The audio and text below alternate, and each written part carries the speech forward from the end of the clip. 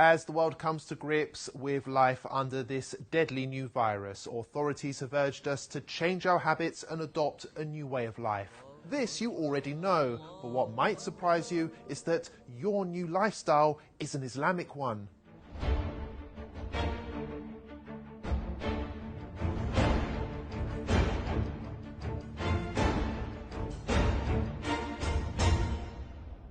All Muslims believe that the Quran is both a holy text and a guide on how to live a healthy and productive life.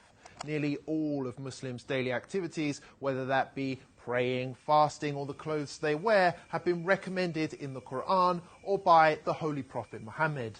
And for years, many of these practices have been ridiculed by non-Muslims who accuse them of being backwards, weird, or straight up offensive. But now, whether you like it or not, we all have to behave like a Muslim. For starters, pubs, clubs and casinos have all been closed. In some cases, medical experts urged for a complete halt on alcohol consumption because it makes the virus worse, prompting some countries to ban its sale outright. People are prioritizing hygiene and washing more regularly throughout the day, just as Muslims wash before their 5 daily prayers. It's even become socially acceptable not to shake hands, a typical Muslim practice between men and women, which was often branded insulting in Western culture.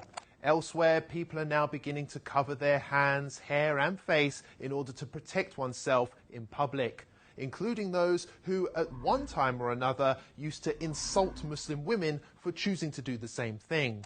You can use a scarf. A scarf is, a lot of people have scarves, and you can use a scarf. Scarf would be very good. And my feeling is if people want to do it, there's certainly no harm to it.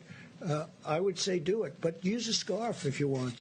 Even Islamophobic governments, which blanket banned the Muslim burqa, can now be seen adopting masks, which makes them look more Muslim than ever before. European countries like Austria have gone as far as to make face covering compulsory by law. And the face veil, covering, has turned out to be so beneficial that London aims to make it compulsory for all in shops and on public transport going forward. And there's more. On the economic front, interest rates have been slashed to near 0% in some cases, which is exactly what Islam teaches. Muslim families also self-isolated naturally for prayers and fasting during Ramadan for an entire month, while non-Muslims massed on British beaches. Now, you may ask, what's the point in bringing this all up? Well, the fact is, Muslims have been subjected to years of hate just because they love their faith. It's worth highlighting that it took a global pandemic to prove that Muslims have been right all along, and perhaps it's Western values which need reforming rather than Islamic ones. Remember that the next time you have something nasty to say about Islam.